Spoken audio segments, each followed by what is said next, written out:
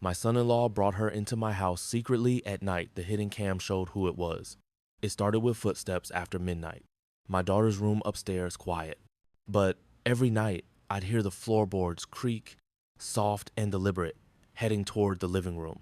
My son-in-law said he was getting water. I didn't believe him. I installed a hidden camera behind the mantel clock. The next morning, I watched the footage and my blood ran cold. He wasn't alone. A woman entered through the side door barefoot, whispering. Her face lifted under the kitchen light. My wife, that evening, I waited until they both came home. "So," I said, voice steady, "you like late night company?" My daughter frowned. "Dad, what are you talking about?" I turned the tablet toward them. "Play." Her mother's laugh filled the room. My daughter's knees gave out. My wife went white. I whispered, "You brought her into my house, son, but you forgot it's still my house." I guess 99% of you will hear this, sigh and scroll past, not clicking like or subscribe. Even if it only takes a second, what time is it for you and where are you listening? I've lived in this house for 37 years, but only in the last 2 have I understood what silence really means. After Emily passed, it used to feel like punishment every tick of the clock, a reminder that the house could hum but never speak back. Now, after time and work, that same silence feels earned. It's the sound of things in their place. I still wake early, habit from decades as a facilities engineer. The body remembers schedules even when the job is gone. Coffee, first 2 scoops, French press, 4 minutes on the timer. I drink it by the kitchen window that faces the ocean, the air salted and cool, drifting through the crack above the sink. Then I wipe the counters, polish the marble entryway, and check the ring notifications out of reflex. No deliveries, no motion, just gulls sweeping the lawn. Order is comfort. Predictability is grace. The house still smells like lemon oil and faint cologne from a bottle I never finished. Emily used to say this place was our reward, our earned quiet. She wanted a home where every surface told a story, but no story interrupted another. That's why I keep the living room spare 1 leather chair, 1 lamp, and the built-in shelves holding her photograph beside a small wooden box of our travel stubs. Kyoto, Santa Fe, Bar Harbor. Each trip tagged with a sticky note in her handwriting. I've kept everything exactly where she left it. After breakfast, I opened the top drawer of the filing cabinet in my study. The drawers are labeled in embossed tape: bank, utilities, medical, keeps. Under keeps sits a folder marked Emily in her old neat script. Inside are the letters she used to hide in my lunchbox when I worked double shifts, the hospital bracelet, the receipt for our first washing machine. My fingers linger on the edge of the folder the way one touches a gravestone. Softly, reverently, as if the paper could bruise. I close the drawer and straighten the label. Everything in its place, that's how peace survives. The phone buzzes mid-morning. Claire. My daughter's voice carries the kind of light you can't fake, though it's dimmer since her mother's funeral. "Dad, could we borrow your folding tables for a little Sunday lunch? Just a few friends, Brian's organizing it." I tell her yes before my caution can speak. That's my flaw. I say yes too fast, always have. She thanks me, laughs about needing my famous potato salad recipe, and hangs up before I can ask how many a few means. Minutes later, a text from Brian pops up. "Love you, Pops, we'll be quick." That word Pops lands wrong. It's a name meant for warmth, but from him it feels like a pat down, a small test of how close he's allowed to get. He's polite enough, always smiling, always suggesting little upgrades to the house as if I'd misplaced my own taste. The kind of man who compliments your tools right before borrowing them indefinitely. Still, for Claire's sake, I try. I step outside with my coffee, let the breeze cool what's left in the cup, and think about the promise I made to Emily by that same sink 2 years ago. "Keep it quiet," she'd said, "but don't turn it into a tomb." I told her I'd do my best. Peace, I've learned, is maintenance. It's not something you win and keep forever. It's something you tend. When I come back in, I notice a faint scuff of dried mud near the back slider. Small, almost nothing, but I know this floor better than my own hands. I bend down, wipe it clean with a paper towel, and stare at the faint gray shadow left behind. Maybe from the gardener, I tell myself, or maybe from something else. Still, a tightness lingers under my ribs. I pour the last of the coffee down the sink and glance at the ring feed one more time. Nothing. Just my reflection in the glass door, looking older than I feel, but alert. I tell myself a scuff is just a scuff until the phone rings again and makes it a sign. The call came just after lunch, when the house still held that soft warmth from the morning Sunday I was in the den sorting old manuals, things I should have thrown away years ago when Brian's name lit up my phone. His voice was all smiles, that careful tone people use when they want something but want you to think it's your idea. "Hey Pops," he began, drawing out the word like taffy. "We've got a softball game in your area this weekend. Thought we'd swing by afterward. Just me and two buddies. Nothing big. Claire could use a change of scene. It's been a rough month." I could already hear the gears turning underneath the honey. I asked, "Two buddies, huh?" "Yeah," he said quickly. "We'll keep it low-key. Maybe grill a bit if you're up for it." He paused, then dropped the line that always sealed the deal. "Emily would have wanted family around more, right, Dad? It helps Claire's grief."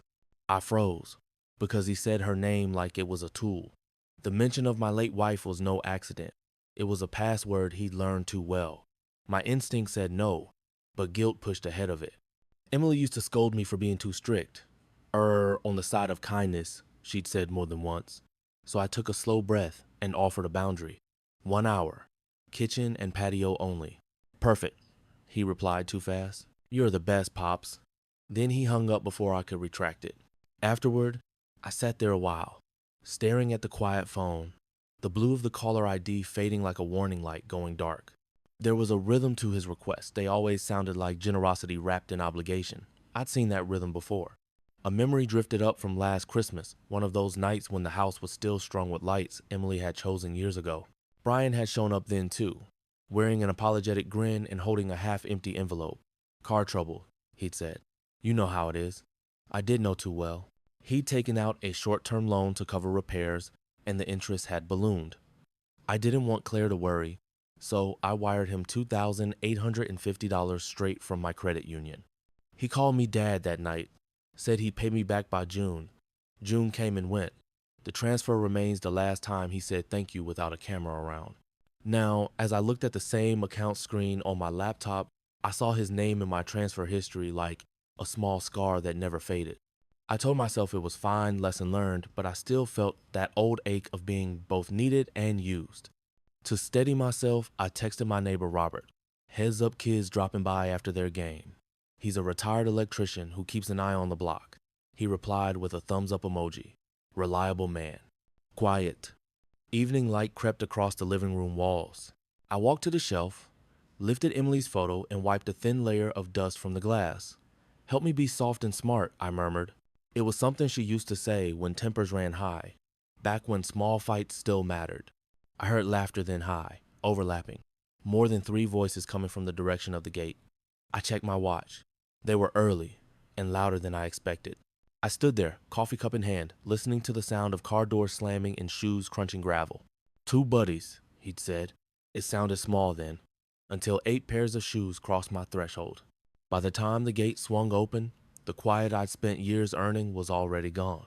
8 of them piled in, voices overlapping, the air thick with perfume, sweat, and the smell of beer warming in a cooler. "We're just stopping by, Pops, like 15 minutes, Brian called, lugging a case of cheap beer toward my refrigerator without even pausing for permission. He said it like it was a kindness, like he was doing me a favor by giving me company I didn't ask for. Claire trailed behind him, half smiling, the kind of smile people wear when they're apologizing without words. I wanted to say something sharp, something that drew the line, but Emily's voice came back. "Don't start angry, end smart." So I nodded once and stepped aside. The sound changed immediately. My house didn't hum anymore, it clattered. The fridge door slammed, bottles clinked, someone laughed too loudly. I could smell the carbonation before the first cap even hit the counter.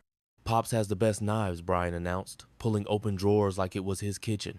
He pulled out my chef's knife, the one Emily gave me on our 25th anniversary, and drove it straight into a lime right on the marble. No cutting board. Juice spattered across the counter like little burns. I swallowed the sting and reached for a towel, pretending to wipe up the spill just to check the stemware by the sink. One of his friends had knocked a crystal glass off the drying rack. I caught it mid-fall, the stem cold and slick against my palm. "Careful," I said. Not loud, but it carried. "Those are Waterford." "Fancy," someone chuckled. Man's got taste. In. Damp footprints began to trail across the entryway, dotted lines of disrespect. I fetched another towel and kneeled, cleaning them one by one. No one offered to help. I didn't expect them to. They were too busy proving how at ease they were. The beer cans built a small pyramid on the counter. 15 minutes? I reminded Brian when my watch told me 45 had passed. He looked up, grinning. We're wrapping up, Pops. The music on someone's phone climbed a notch louder. They nodded as if the sound itself was a reply. I kept counting my head, the way I used to tally machine readings at work. Bottles opened, rooms entered, boundaries crossed. I told myself not to snap. If I exploded, I'd become exactly what they wanted, a headline, a punchline, an anecdote about the grumpy old man who couldn't take a joke. But if I stayed calm, I'd become something else entirely. The witness the law believes. The scent in the air shifted from ocean salt to beer funk, from fresh to spoiled. My home had never smelled like strangers before. I stood in the doorway, quietly taking mental pictures, the open fridge, the muddy shoes, the knife still glistening with lime. Jessica, all glossy hair and filtered confidence, had her phone up the whole time. Our audience loves vintage houses, she said, spinning toward the hallway, lens aimed where she had no right to be. Wait till they see the master. I stepped forward, voice even but sharp enough to cut the air. Not the master, I said. She smiled like a tourist who already pocketed the key. By the second hour, the house didn't sound like mine anymore. It pulsed, music bleeding through walls, laughter sharp as glass. I tried keeping it polite, but politeness had already lost its footing somewhere between the fridge door and the lime-smeared counter. Kitchen and patio only, I said for the third time. Hours up. My tone was even, but it carried the weight of a man who's used to being obeyed. Brian smiled like he was humoring a child. Relax, Pops. We're family, he said, pressing the Nest thermostat lower without asking. Chill air, chill night. The unit clicked. My jaw did too. Jessica squealed something about vibes and turned the music up a notch. One more song, she said. It became 3. The bass rolled under the floorboards, settling in my chest like indigestion. I tried to measure my patience, to keep it at the same steady pace as my pulse. But every sound felt like a nail driven into calm. When I finally looked at the fridge, half the contents were gone. My Sunday roast, what I'd been saving for quiet leftovers, was sliced thin, turned into sliders. They'd rated the condiments too. Best ranch ever, one of the guests laughed. I wiped the counter clean again, the smell of grease and beer cutting through the lemon oil I'd polished with that morning. Each wipe of the towel felt like erasing part of myself. Damp footprints had returned, darker now, tracked across the marble entry. I crouched down, cleaning them one by one, the way a man might polish a headstone. My knees cracked, my hands steady, even as irritation tightened every tendon in my neck. No one offered to help. They stepped around me as though I were housekeeping. Pops, you gotta relax, Brian said again, his grin widening. You're acting like we're burglars. Alzer, not yet, I thought. The music rose, the air got colder. They began treating my walls like props. Jessica filmed the table, panning over my silverware like it was museum loot. Our followers love rustic stuff, she said. Her voice bounced through the kitchen, flat and artificial, a performance meant for strangers. I realized then that my house wasn't a home to them, it was content. When the playlist finally stopped, the silence rang too loud. I took the moment to stand up, straighten my back, and reassert control. It's late, I said. Let's start wrapping up. No one moved. A man I didn't know leaned against the backslider, tapping it open just enough to test it. The door clicked in protest. My patience clicked louder. Don't, I said quietly, using his name. He froze.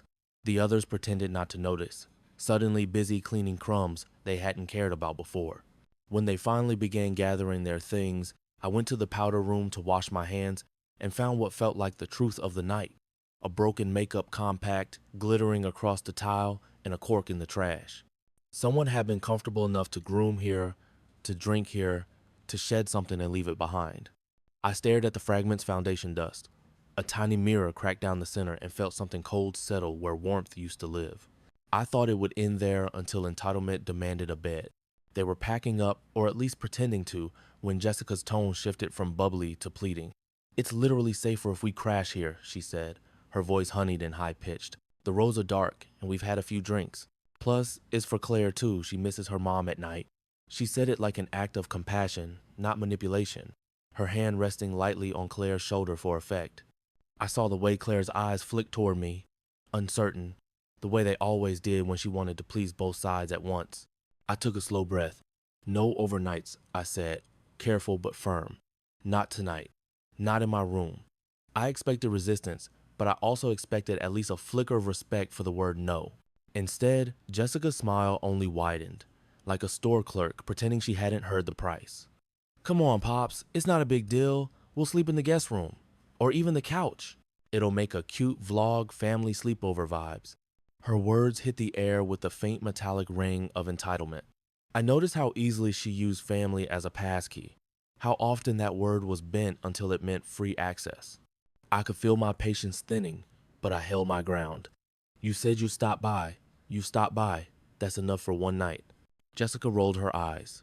Brian rubbed the back of his neck, pretending diplomacy. She's just worried about Claire, Pops. Don't make it weird. Don't make it weird. That line had been the anthem of every boundary they'd ever crossed. My mind flicked, unbidden, to 2 years earlier, back when their apartment manager had called me. I could still hear the man's voice over the phone, polite but firm. Your son-in-law's behind on rent again. 3 months. We'll post eviction next week. I didn't tell Claire. She'd been fragile then, between jobs, crying in the dark kitchen when she thought I couldn't hear. Brian came by later, head bowed, eyes wet. I messed up, he said. I was trying to fix things with a few bets. Just a streak of bad luck. The number was $3,900. I wrote a check directly to the landlord that night, told him to forget the notice. Brian hugged me, really hugged me, and whispered, "Thank you, Dad." The tears felt real then. I almost believed they meant something. Now, years later, I could see how quickly gratitude curdles into expectation. My charity had become a bridge they thought they owned. Claire's voice cut through the noise, quiet but shaking. Maybe we could just get a hotel, she offered. Jessica shot her a look that could have cracked glass. Seriously? For one night? Brian stepped in, half laughing. Don't worry, babe. Pops just needs his beauty sleep. His friends chuckled. They gathered their things slowly, dragging the goodbye out, hoping I'd soften. I didn't. I stood by the door, steady, polite, the way a man does when he's closing a deal he's not proud of but knows is necessary. When the last car pulled away, I let out a breath I didn't realize I'd been holding. Then, through the open window, I caught Brian's voice, low and confident, drifting back toward the house. We'll be back after he's asleep. I didn't move. I just reached for my phone and checked the Nest camera feed. Everything still, for now. Hours later, I woke to a faint buzz on the nightstand. The screen glowed blue. Nest alert movement detected. Kitchen, 12:40, 1 a.m. You learn, at my age, that vigilance isn't paranoia when the pattern repeats. I heard him before I saw him. His voice carried down the hallway, that confident tone that comes only from someone who's sure they won't be challenged. He'll be asleep by 10, Brian said into his phone, laughter weaving through his words. Doors never locked. He likes being generous. The sentence landed like a trespass itself. He wasn't whispering, he was boasting. I stood frozen behind the study door, listening. A woman's voice answered through speakerphone. Muffled, but clear enough. Perfect. We'll bring the gear. Gear. That word told me everything. This wasn't a family visit. It was an event. I stepped back into the study, shutting the door with the same care I used when sealing blueprints in a weather tube years ago. Yelling wouldn't help now. Planning would. The engineer in me woke up methodical, patient, calm. If they were going to treat my home like a venue, then I'd treat it like a site inspection. Every claim needs documentation. Every infraction a timestamp. I pulled open my drawer and retrieved the small Wi-Fi camera I'd bought last year after raccoons tore into the garbage bins. Legal inside my own common areas. I set it in the den, angled toward the main hall. Then I adjusted the ring zones on my phone, expanding coverage to include the side gate and patio. Each chime from that device would be logged automatically. Time, motion, direction. My iPhone went on the coffee table, voice memo open, mic facing the hallway. The title read, June 14, House Activity 8:50, 2 p.m. If the court ever asked why I didn't stop them, my answer would be simple. I did lawfully. Claire came out of the kitchen as I passed through, phone in hand. "Dad, what's going on?" she asked. I could see the tension already pooling behind her eyes. I kept my tone level. "Tell Brian no guests tonight." We agreed on that. She nodded, typed a message, and showed me the screen before sending. It read, "Dad says no more people. Please don't push this." A few seconds later, the message marked read. No reply. That silence told me more than any response could. While I was straightening the living room, I noticed Jessica's phone left on the counter, face up, unlocked. A notification blinked a message preview on some influencer app. Collab at a beach house. Watch me grow. I didn't touch it, but I didn't have to. My home was her backdrop, my privacy, her marketing plan. By 9:30, the house had quieted again, too quiet. I went into the den, checked the feed. Clear. I turned to Emily's photo on the shelf, her face soft in the lamplight. "Help me keep the promise," I whispered, soft and smart. Her eyes, frozen in that frame, seemed to say what I already knew. Patience is preparation. At 9:57 p.m., my ring chime sounded. Then again. I stepped to the window and saw headlights, 4 cars, not 2, fanning across the driveway like a lineup at a gate that was never theirs to enter. They didn't know the difference between a door and consent. The law does. The first car door slammed, then another, and another. By the time I reached the foyer, 15 strangers were spilling across the walkway, voices rising with the giddy carelessness that comes from other people's alcohol. A few carried folding lights. One had a camera bag, another a Bluetooth speaker already thumping out bass. I counted them automatically, 14, 15 habit from years of inspection reports. I didn't say a word. Just watched the parade of shoes track sand and beer foam across the entry marble I'd polished that morning. "Pops," Brian called, waving like this was a reunion, not a takeover. "Hope you don't mind, everyone wanted to see the place." "House rules are a vibe, killer," one of his friends laughed, cracking a beer open with his ring against my quartz counter. The sound of metal against stone made me flinch inside. I marked the time on my notepad, 10:08 p.m., unauthorized guests. Beer opened in kitchen. Music blared. Camera flashes popped like lightning. Jessica floated from group to group, phone up, smile painted on, narrating everything for an invisible audience. "We are at this amazing vintage house, you guys. It's giving serious coastal chic." I could feel the air changing, the scent of ocean and lemon oil replaced by beer, cologne, and sweat. My leather reading chair, the one where I spent evenings with Emily's crossword puzzles, now sagged under a stranger's weight, his shoes up on the ottoman. It smelled of barley and citrus. My sanctuary had become ownerless space. When I noticed someone trying the master bedroom door, I stepped forward before words could form. The knob turned once, twice. I quietly removed the key from the lock and slid a rubber doorstop beneath it. No speech, no confrontation, just control of access. I'd learned years ago that silence unnerves people more than scolding. Across the room, Claire was near tears, trying to lower the volume. "Brian, please," she said. "It's too loud." He didn't even look at her, just swatted her hand off the speaker, grinning for his friends. Something inside me froze then. Not rage, not grief, just a clean, cold stillness. A guest at the bar pocketed a brass bottle opener from my tray, glancing around like a child stealing candy. I noted his shirt, color, and the minute hand on the clock. Documentation beats debate. Claire caught my eye, mouthing, "I'm sorry." I walked to her, squeezed her shoulder gently. "Go to your room," I said. She hesitated, then nodded, tears sliding silently as she disappeared down the hallway. The camera lights flickered again. Jessica's voice rose above the music, giddy and careless. "Tour time. You guys won't believe this master suite." That was it, the final breach. I stepped forward, every part of me calm as winter. There are rooms you don't enter without an invitation on earth and in heaven. I guess 99% of you will hear this, sigh, and scroll past, not clicking like or subscribe. Even if it only takes a second, what time is it for you? And where are you listening? The door burst open mid-sentence, Jessica's laugh echoing before the phone light did. "Guys, check this out," she sang, camera raised. I was halfway across the living room when I heard the words that froze the blood in my chest. "Aw, look, sad widow vibes," she said, panning her lens across the master bedroom. "Like, subscribe, and pray." The screen caught the reflection of her own smirk as she reached toward the nightstand. Her rings clacked against Emily's rosary, the same one my wife had gripped through every round of chemo. Something in me set then not soft, not explosive, but final, like concrete curing.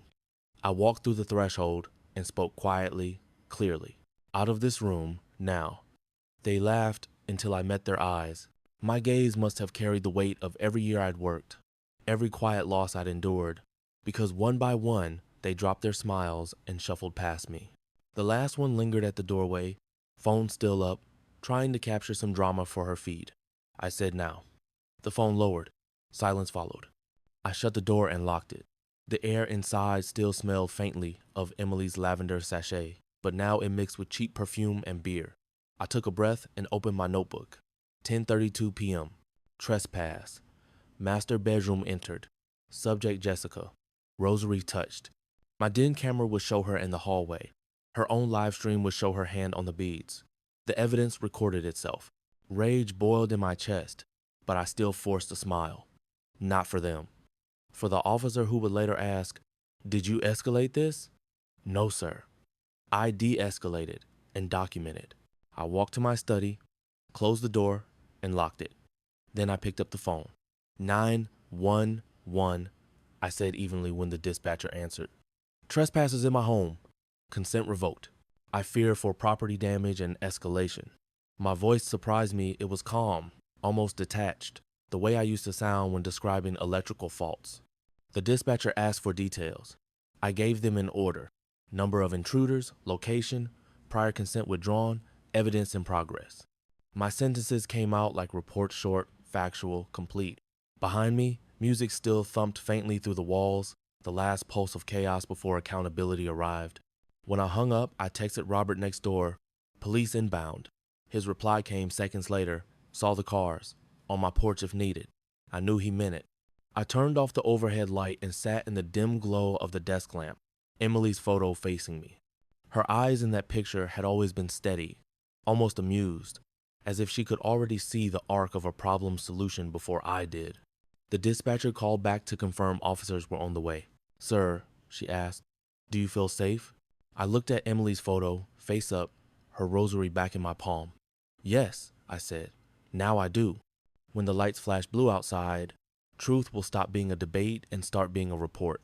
The patrol lights painted the front lawn in blue and red, the colors pulsing across the windows like a slow heartbeat. Neighbors appeared in silhouettes behind their curtains, curious but polite enough to stay indoors. I stood by the open door, steady, waiting. The music had stopped the moment the sirens began. Brian came down the hallway first, his shirt half tucked, his expression rehearsed. "He's confused, officer," he said softly, placing a hand on my shoulder as though he were guiding a child. "We were just here to check on him. He forgets things sometimes." His tone was syrup, practiced sympathy dripping from every word. I didn't shrug him off. I didn't even flinch. I just looked at the officer and said evenly, "No mistake. Trespass and damage to property." The officer, mid-30s maybe, took in the scene, the spilled beer, the extra shoes by the wall, the open patio door. "Let's clarify," he said. "Whose home is this?" I handed him my driver's license and homeowner's ID folder address matching, utility bill clipped behind it. Years of filing systems had finally found their purpose. Brian laughed nervously. "He's just been under a lot of stress since his wife passed. He thinks people are out to..." I raised a hand gently, cutting him off without a word. I opened my binder to the tab marked June 14, visitors, and laid down the printed text threads. "He'll be asleep by 10. Doors never locked." Brian had written. The officer read it, eyebrows tightening. Jessica tried her turn. She dabbed at her eyes with the back of her hand, voice trembling. "He locked us out, and my bag's still inside. We didn't mean any harm, he just overreacted." "Though?" The officer tapped his tablet, checking timestamps. "Ma'am, your live stream shows you entering the master bedroom at 10:32. That's after permission was revoked." Her lips parted, but no sound came. I walked to the study, unlocked the door, and stepped aside. "You'll find her bag by the door," I said quietly, "same as consent left behind." The officer entered, retrieved the purse, then turned back to me. "Sir, I reviewed the ring footage," he said, voice shifting from neutrality to finality. "They need to leave. Now." Brian's jaw worked, eyes darting to Jessica, then to Claire, who had appeared halfway down the hall, pale and silent. "You're really doing this?" he hissed. "To family? Family doesn't need police permission to respect a door," I said. The officer escorted them outside. Jessica muttered something about suing for harassment.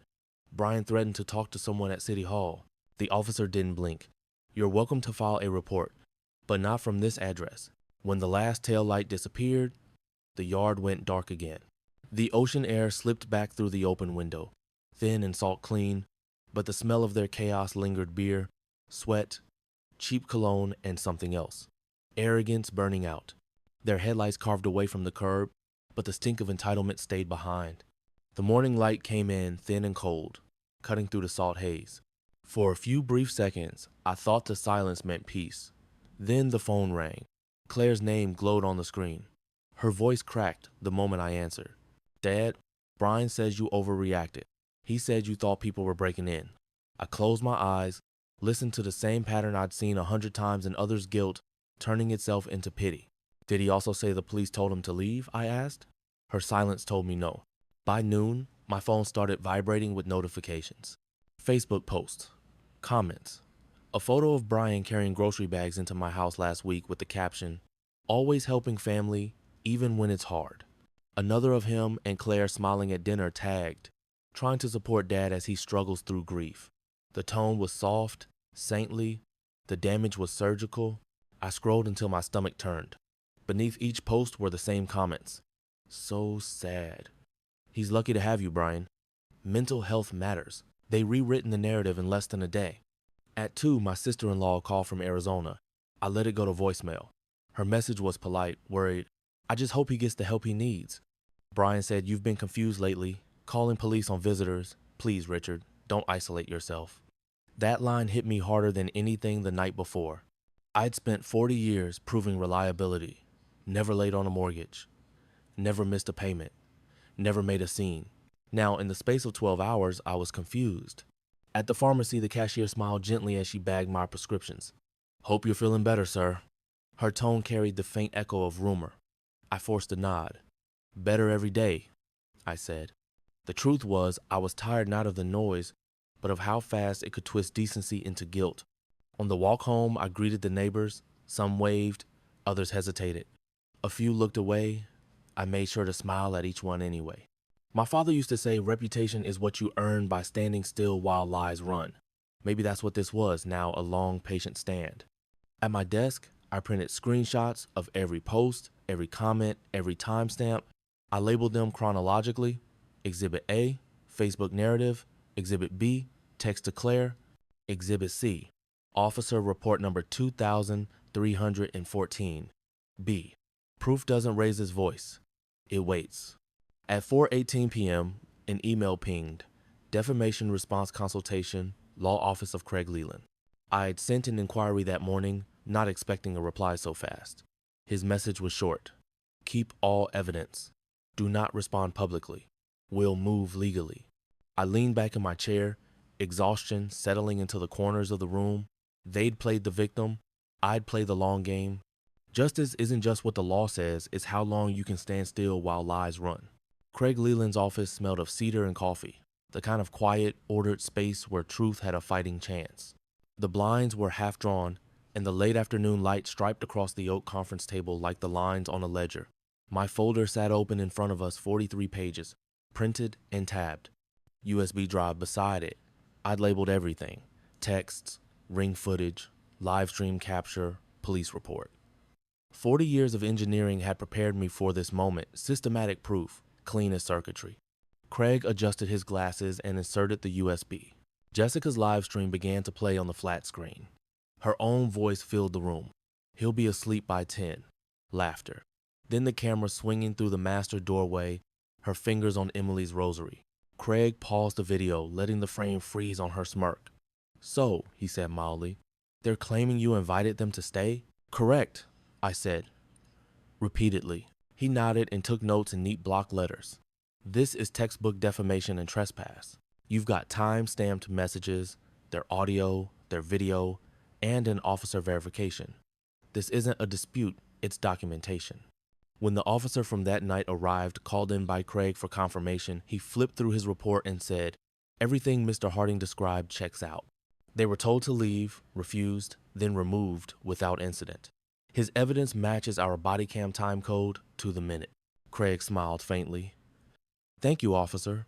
Then to me, "You've already won the facts, Richard. Now let's win the story." He dictated a cease and desist letter while I listened. Legal phrasing turned into armor. Cease publication of false statements implying cognitive decline or misconduct.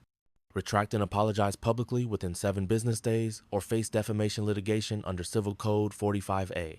It was surgical language, devoid of emotion, yet every word landed like closure. When Claire came by later, her eyes were rimmed red.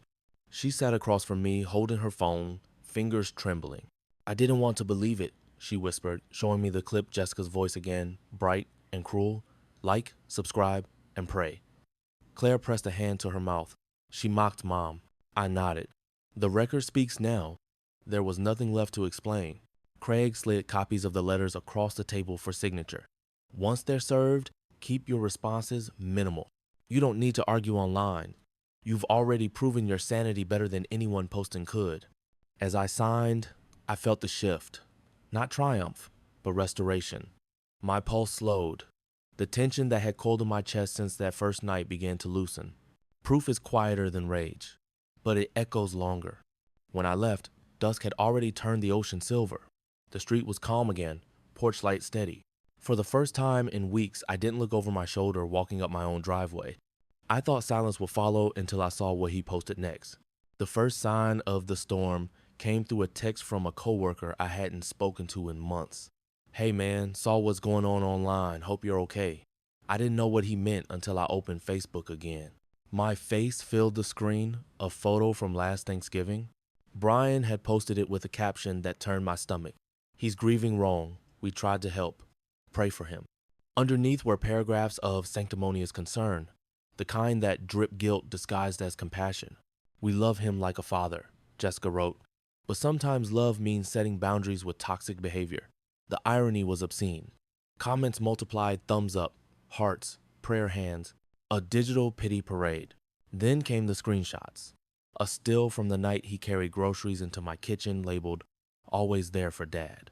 Another me wiping the marble entry, cropped to look frantic, captioned, "Cleaning again at midnight. He's not sleeping." The post bled across groups and timelines faster than I could flag them. Each photo twisted a kindness into a symptom. By noon, a church friend texted to cancel our weekly coffee. "Don't want drama right now. Praying for peace for everyone." That phrase, "for everyone," was a quiet way of saying we don't believe you. I deleted Facebook. My inbox filled with pitying emails. "Take care of yourself. Maybe step back from conflict." None said, "We know you're right."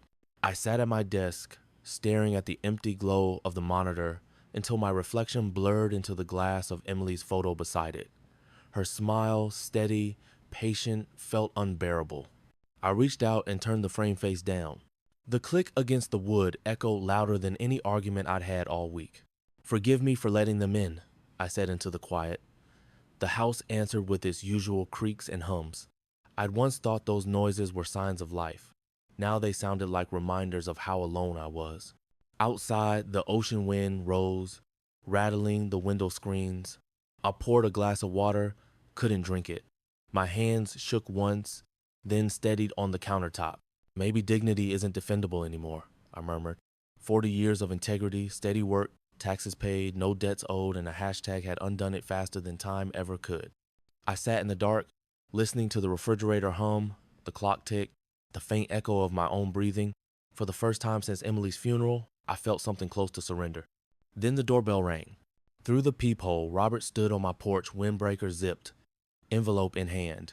His expression was grave but sure. When I opened the door, he said only, "You should see this." Sometimes help knocks right when you stop believing it exists. The night Robert knocked on my door, I was certain it was another problem. That's how trauma rewires you. You start expecting the next blow, not a hand. I opened the door halfway, just enough to see his face in the porch light.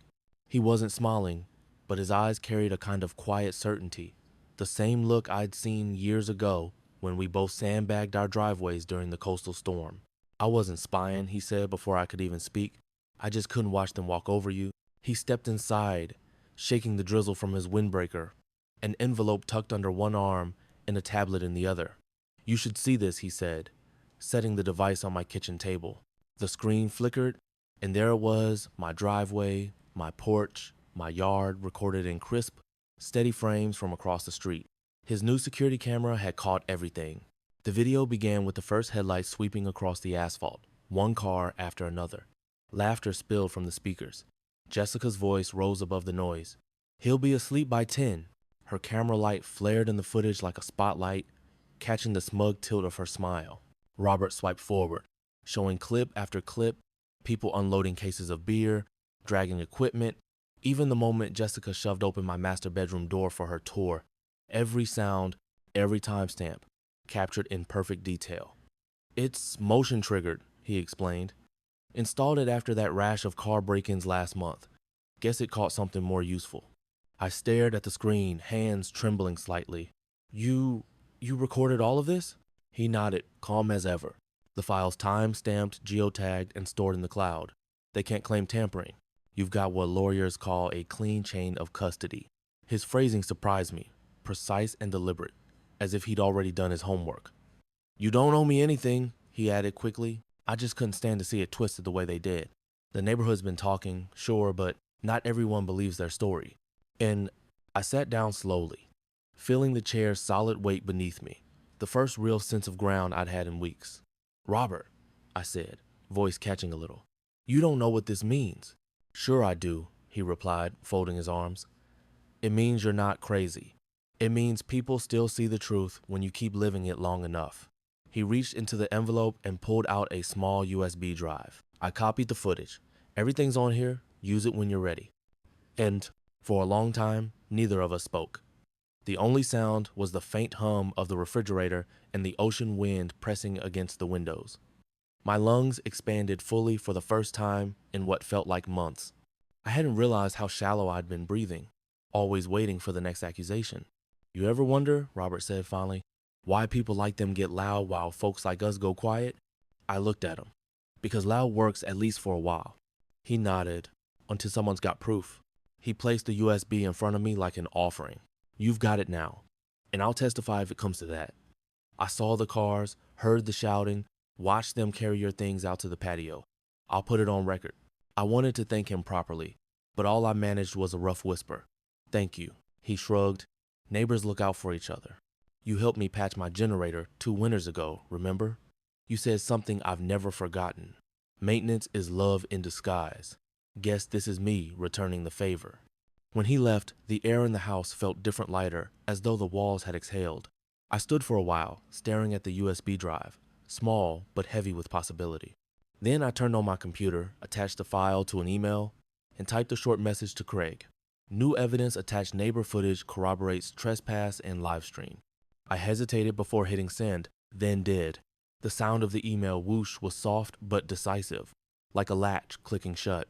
Afterward, I lit a candle on the desk, something Emily used to do when she wanted to reset the air. The flicker played against her framed photo on the shelf. I turned it upright again, wiped the glass with my sleeve, and whispered, "We're almost there." Her smile caught the flame's glow, steady and knowing. A notification pinged on my phone. Craig's reply came faster than I expected. With this, they don't just lose sympathy, they face damages. I leaned back, letting the chair cradle me. For the first time since the invasion, I didn't feel like a victim collecting proof. I felt like a man reclaiming his order. Robert's words stayed with me, quiet and solid. You're not crazy. Proof lasts longer than noise. Justice doesn't need anger. It needs witnesses and the right timing. The morning after Robert brought the footage, the house felt charged again, steady, purposeful. I brewed coffee, opened the curtains, and pulled the filing cabinet drawers one by one. Inside waited neat rows of folders, each labeled in my engineer's handwriting. Evidence, damages, statements, financials, police report. The order itself calmed me. Precision had always been my way of fighting chaos, and now it would fight for me. I spent hours scanning, cross-referencing, and printing. Every photo had a timestamp, every message a source. The USB Robert gave me sat on the desk, glowing faintly under the lamp, the quiet proof that my story was no longer one man's word against another's noise. At 10:15 a.m., my phone buzzed Brian.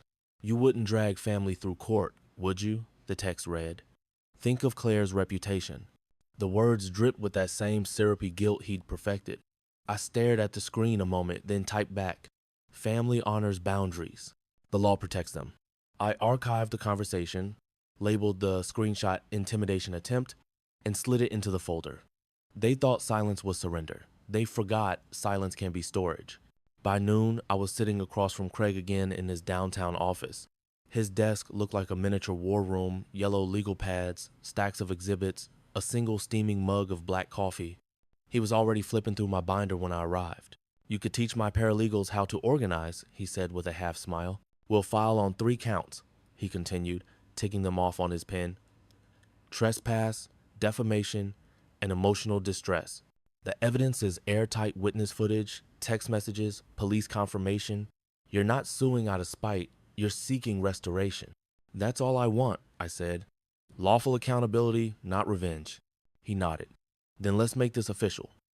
As he drafted the complaint, the rhythmic click of his keyboard sounded like a metronome to my thoughts.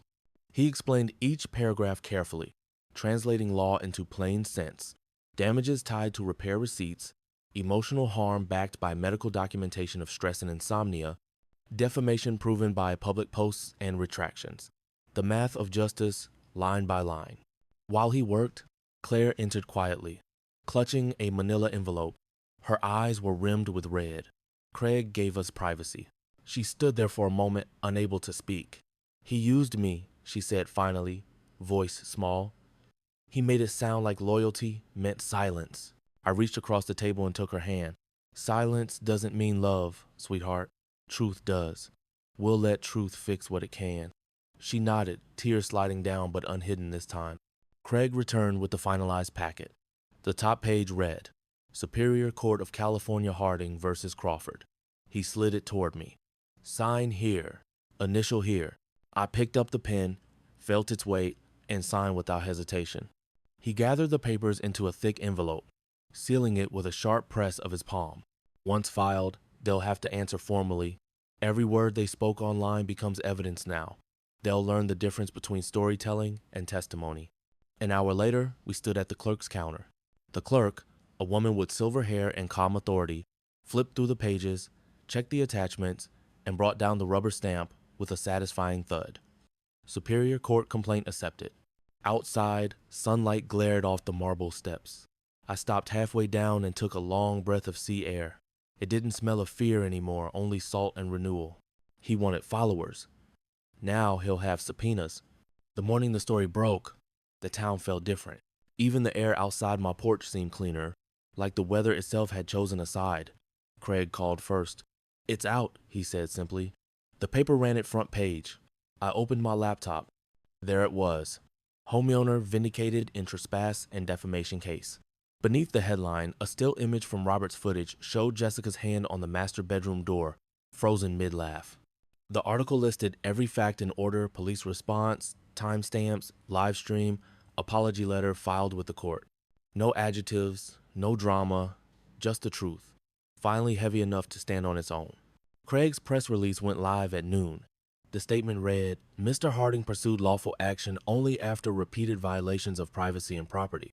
All claims of instability or confusion were disproven by video evidence." It included a link to 3 short clips, Jessica's live stream, Brian's invitation call, and the police body cam at the moment the officer said they need to leave. Within hours, the same networks that had feasted on rumor began to turn.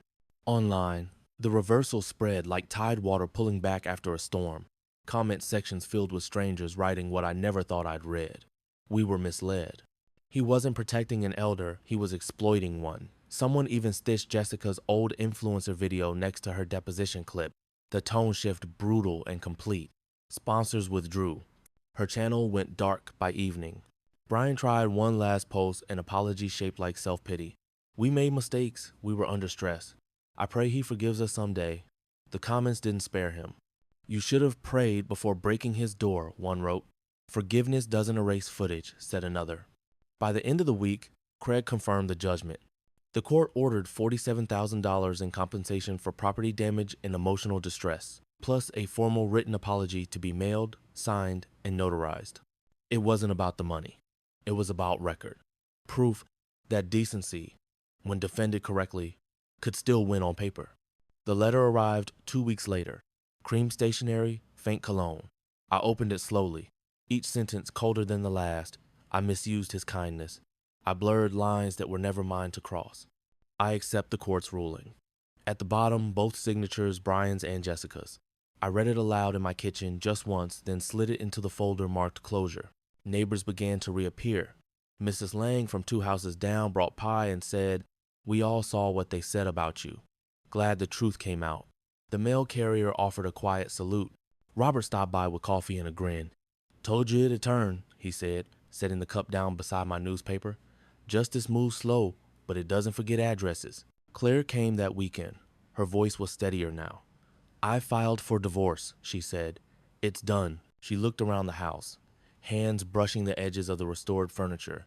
I didn't realize what he'd done until I saw it all written down. I told her that's how lies work. They melt under documentation. She smiled faintly. "Guess I'll learn that from you." That night, I sat on the porch watching the street lamps flicker on one by one. The neighborhood hum returned, ordinary and alive. For months, I'd been the man behind blinds, but now I felt part of the rhythm again, the laughter from down the block, the smell of someone's grill, the ocean whispering its steady refrain. Justice isn't loud. It's the sound of lies going quiet. Peace, it turns out, doesn't return by itself. You rebuild it, document by document. I guess 99% of you will hear this, sigh and scroll past, not clicking like or subscribe. Even if it only takes a second, what time is it for you and where are you listening? Months passed before I realized the house no longer held its breath. The wind returned through the open windows, gentle and ordinary. The same seagulls that had once screamed over the roof now glided in silence. Peace, I found, doesn't arrive all at once. It seeps back in, like morning light under a closed door. Each morning began the same way.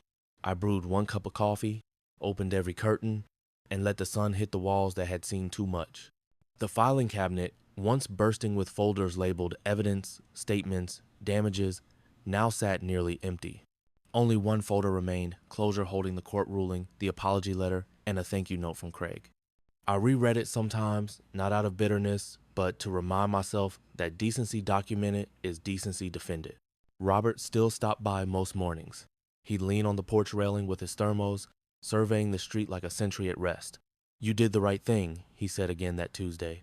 "Kindness with a fence is still kindness." I smiled. "Took me too long to build the fence." "Better late than never," he said. "You built it strong." After he left, I walked through the rooms, not to check locks or cameras anymore, but to feel ownership.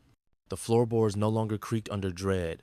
They sounded like memory, like a house remembering who it belonged to. Emily's photo stood on the mantle, glass polished upright again. I spoke to her the way I used to when no one was listening. "We kept the promise," I said softly. Soft and smart. Claire visited the following weekend. She parked farther up the street, the way she always had when she was little, so I could watch her walk down the drive. She carried a bouquet of lilies and a quiet kind of pride. Inside, she placed the flowers in Emily's old vase, then turned to me. "I'm proud of you, Dad," she said, "for not letting them turn you cruel." I told her the truth. Cruelty's easy. Boundaries are harder. She laughed gently and squeezed my hand. For the first time in years, the house echoed with the sound of her laughter instead of argument. In the afternoons, I took to sitting in my leather chair, the same one they'd once defiled with beer and noise. The scent of lemon oil and clean air replaced the staleness they'd left behind. Through the window, I could see Robert trimming his hedge, the mail carrier waving, a couple walking their dog. Normal things. The kind of normal you stop believing in when chaos moves in and calls itself family. Some evenings I wrote notes in a small ledger, not for court or lawyers this time, but for myself. Little lessons. Never apologize for peace. Documentation is self-respect in writing. Mercy without structure becomes self-erasure. Each line steadied me. I had spent years building walls against storms, but I'd forgotten the one I needed most, the one between mercy and self-betrayal. As autumn approached, the ocean changed its voice. The waves grew heavier, slower, as if echoing my own pulse. I stood at the porch one evening, watching the horizon fade into copper light. The same porch where police lights had once flashed blue now glowed gold. Before bed, I checked the locks out of habit, then laughed at myself. The difference now was that I wasn't afraid. Vigilance had become peacekeeping, not paranoia. I turned off the lamp, let the quiet settle. Somewhere in the distance, a gull called once, and then fell silent. The night held no threat, only breath. I built this sanctuary with my hands. Now I protect it with my mind. And it is, at long last, peaceful.